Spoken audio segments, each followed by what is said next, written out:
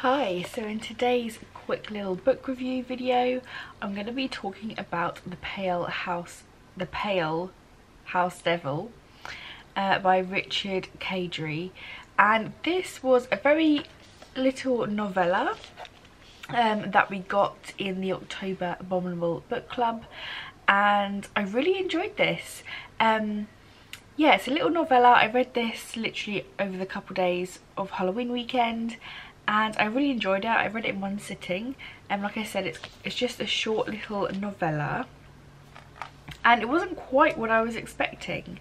Yeah, it's only like 112 pages, and yeah, so from the back it kind of describes these two guys who are hired killers.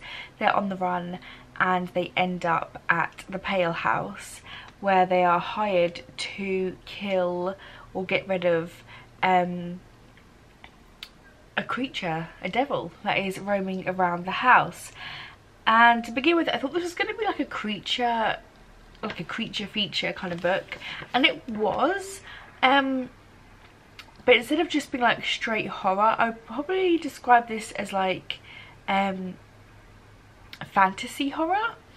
There's a lot of elements in this book that come across more in the fantasy genre, and I really wish this was a full novel.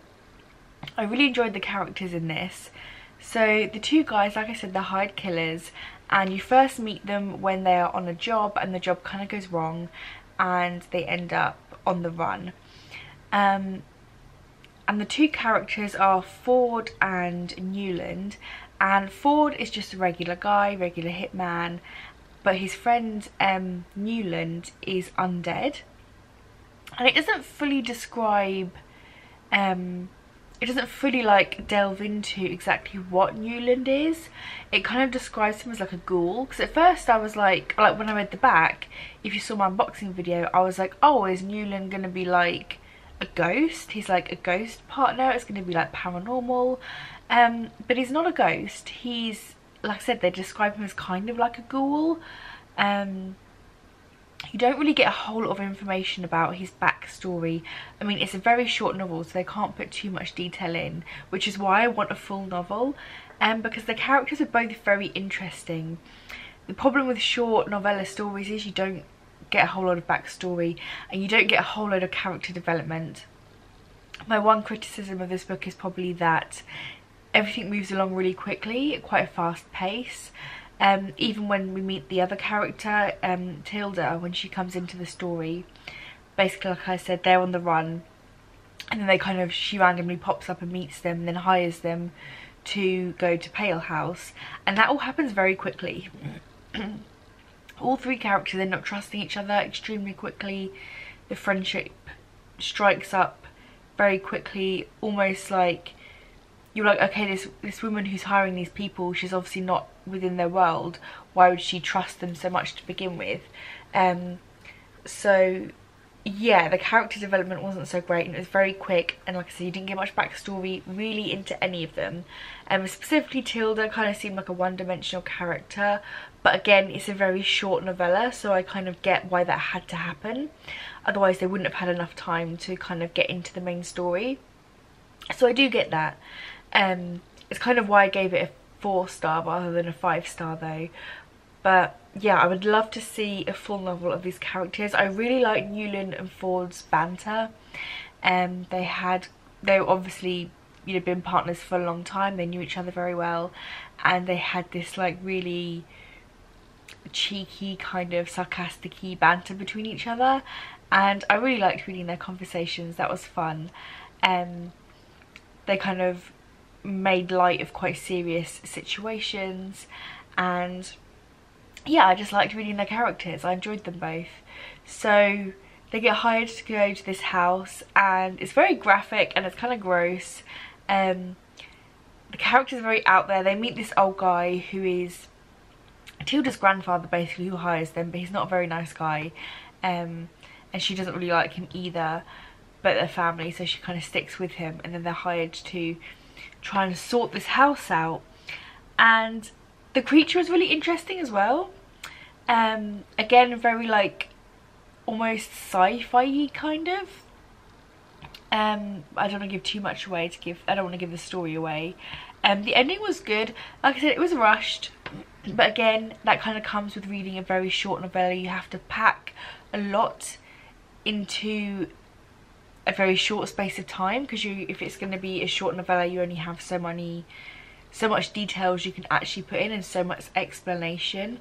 I would have loved if this book was a full novel and then you could have got a deeper dive into stuff, because I feel like this writer tried to pack a little bit too much into a novella, because it did leave you wanting more. And I think he did mention in the little back bit that he was interested in exploring these characters a little bit more. I believe this is the first book where he's wrote these characters.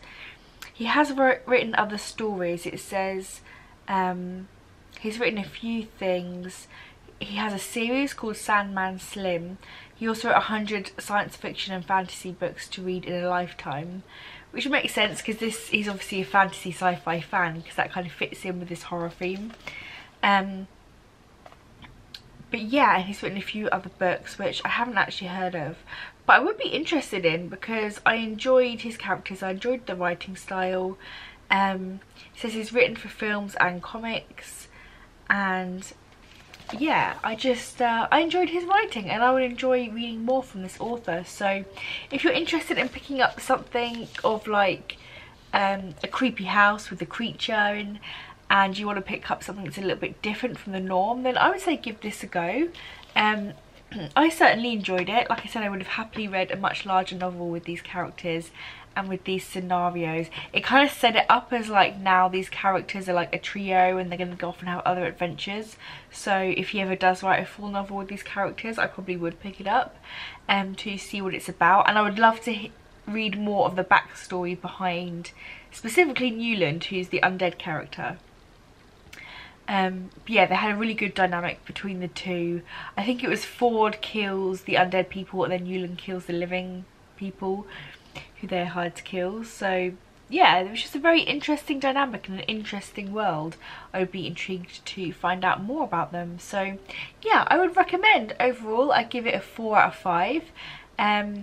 Only reason it didn't get a 5-star is because, like I said, I would have liked more explanation, and it felt a little bit rushed, like it was a constant rush to get where they were going, kind of a thing, which I get in a small novella book.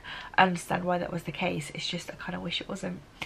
But yeah, that's everything I have to say. Any questions, leave them in the comments below. If you'd like to see more horror book reviews, then don't forget to subscribe.